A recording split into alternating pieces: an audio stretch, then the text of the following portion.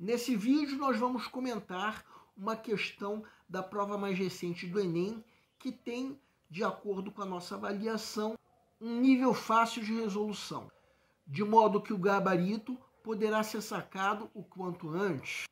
E aí a grande vantagem será dispor de mais tempo para se resolver o resto da prova, que inclui a redação. Então vamos lá.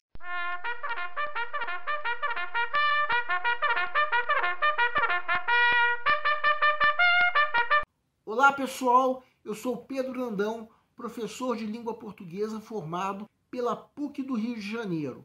Começa agora mais uma videoaula do nosso canal Português Papo Cabeça.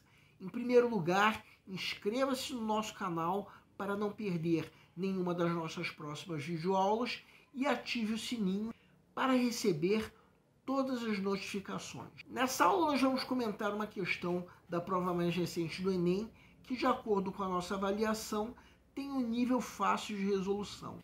Se o candidato estiver, por exemplo, usando o método que nós já propomos em outra videoaula, depois da primeira leitura, no máximo vai ficar na dúvida entre duas alternativas, atribuindo então um nível fácil de resolução. Agora eu vou repetir uma coisa que eu já falei em outras videoaulas. Por mais que uma questão pareça ou até seja fácil, o candidato não pode de modo algum perder a atenção ou se deixar levar pela pressa, porque do contrário ele pode cair em algumas armadilhas que a prova apresenta. Vamos entender. Segue um quadro. Enem 2023. Mandioca, macaxeira, aipim e castelinha são nomes diferentes da mesma planta. Semáforo, sinaleiro e farol também significam a mesma coisa. O que muda é só o hábito cultural de cada região. A mesma coisa acontece com a língua brasileira de sinais, Libras. Embora ela seja a comunicação oficial da comunidade surda no Brasil, existem sinais que variam em relação à região, à idade e até ao gênero de quem se comunica. A cor verde, por exemplo, possui diferentes sinais no Rio de Janeiro, Paraná e São Paulo. São os regionalismos na língua de sinais. Essas variações são dos temas da disciplina Linguística na Língua de Sinais, oferecida pela Universidade Estadual Paulista, ao longo do segundo semestre. Muitas pessoas pensam que a língua de sinais é universal, o que não é verdade, explica a professora e chefe do Departamento de Linguística, Literatura e Letras Clássicas da Unesp. Mesmo dentro do mesmo país, ela sofre variação em relação à localização geográfica, à faixa etária e até ao gênero dos usuários, completa a especialista. Os surdos podem criar sinais diferentes para identificar lugares, objetos e conceitos. Em São Paulo, o sinal de cerveja é feito com um giro do punho, como uma meia volta. Em Minas, a bebida é citada quando os dedos indicador e médio batem no lado do rosto. Também ocorrem mudanças históricas. Um sinal pode sofrer alterações decorrentes dos costumes da geração que o utiliza. Nesse texto, a língua brasileira de sinais Libras A passa por fenômenos de variação linguística, como qualquer outra língua. B apresenta variações regionais, assumindo novo sentido para algumas palavras. C sofre mudança estrutural pelo uso de sinais diferentes para algumas palavras. D diferencia-se em todo o Brasil, desenvolvendo cada região a sua própria língua de sinais. É ininteligível por parte dos usuários em razão das mudanças de sinais motivadas geograficamente. Peço para que deem uma pausa antes de ser dado o gabarito. O gabarito é letra A. A pergunta do enunciado é: o que o texto fala sobre a língua brasileira de sinais, Libras?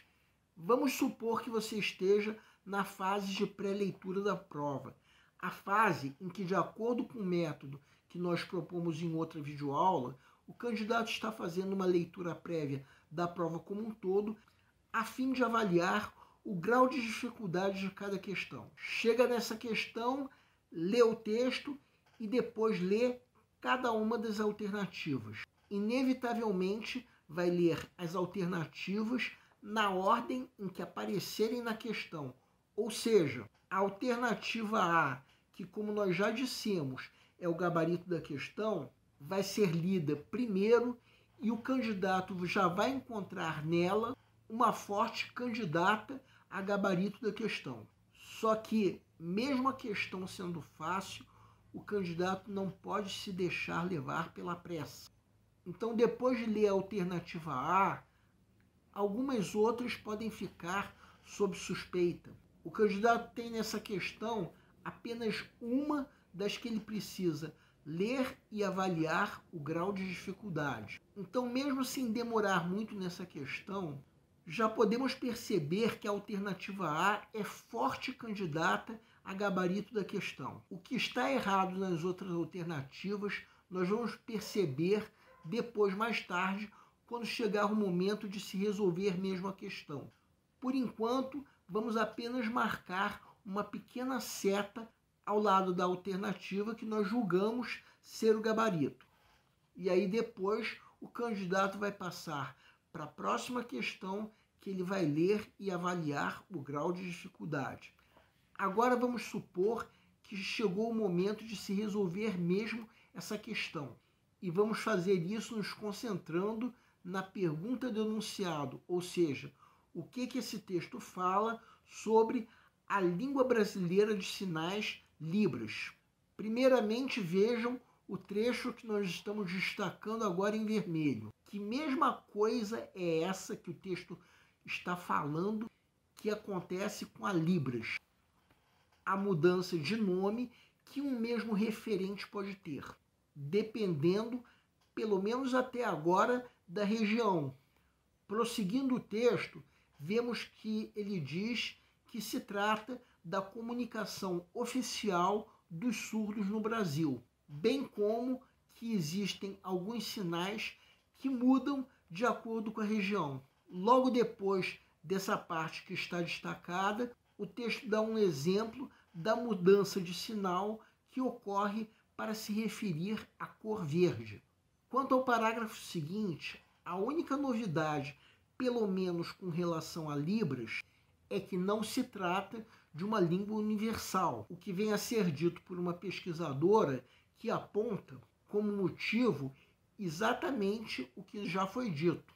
A variação que a Libras pode ter dependendo da região, idade ou mesmo gênero do indivíduo. O terceiro e último parágrafo começa dando exemplo de referentes que têm sinais diferentes dependendo da região, para logo em seguida acrescentar a variação que a língua pode ter ao longo da história e das gerações. Então, tudo isso que vocês estão vendo destacado em vermelho conduz a alternativa A à condição de gabarito da questão. Porque tudo isso que está destacado em vermelho é, em resumo, o que o texto fala sobre a Libras. E é exatamente isso que está nessa alternativa. Fenômenos de variação linguística que ocorrem em qualquer outra língua. Bem, sobre as outras alternativas, elas cometem todas o erro da extrapolação, que é a geração de ideias que estão ausentes no texto. Erros que, no caso desse texto, nem sempre ficam claros depois da primeira leitura, a não ser no caso da alternativa E. Vamos comentar agora cada uma das alternativas incorretas, mantendo os destaques do texto, que, como nós já vimos, são tudo o que o texto fala sobre a Libras.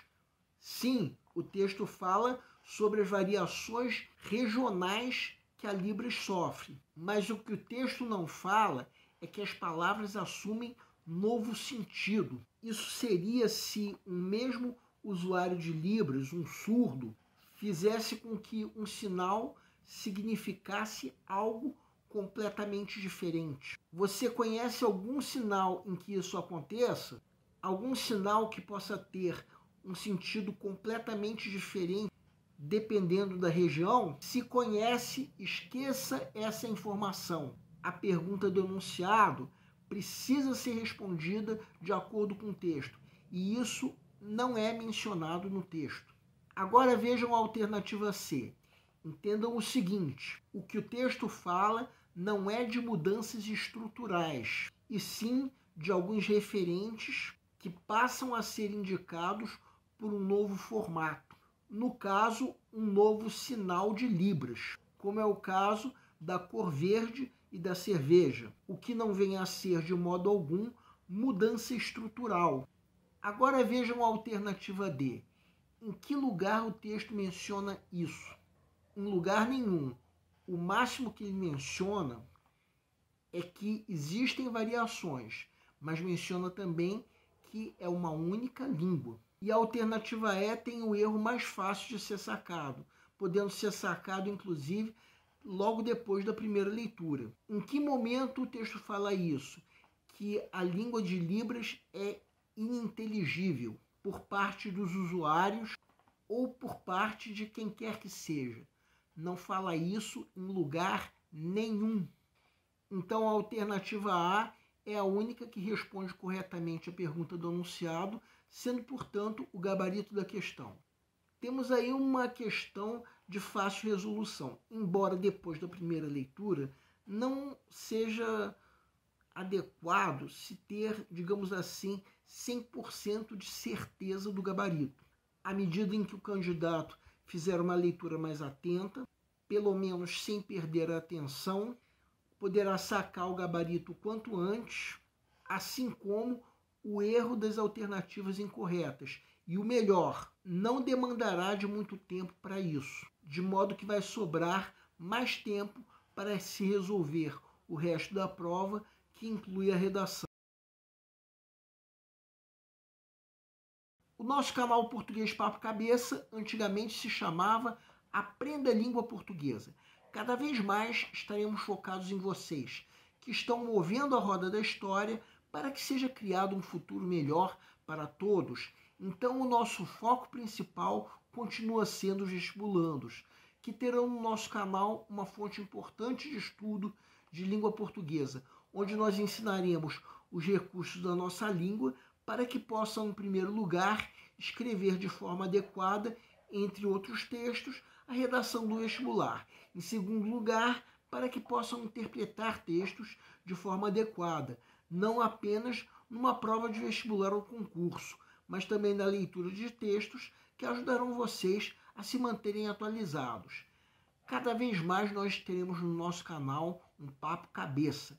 Ensinaremos nossa língua sim, mas de forma a estimular a inteligência que nasceu dentro de vocês e que precisa ser estimulada. E a missão do nosso canal é melhorar cada vez mais. Então vocês podem usar a nossa fanpage do Facebook para fazerem qualquer comentário, elogio, crítica ou ainda reclamação sobre as nossas videoaulas. E vocês também podem usar a nossa fanpage do Facebook para pedirem para esclarecer qualquer dúvida que vocês tenham sobre a matéria. E nós agradecemos a todos vocês que estão assistindo às nossas videoaulas. Em especial, nós agradecemos a todos vocês que estão compartilhando nossas videoaulas com outras pessoas. Muito obrigado, porque vocês estão ajudando o nosso canal a ser feito. Pedimos ainda que deixem um like. Muito obrigado e aguardem nossa próxima aula.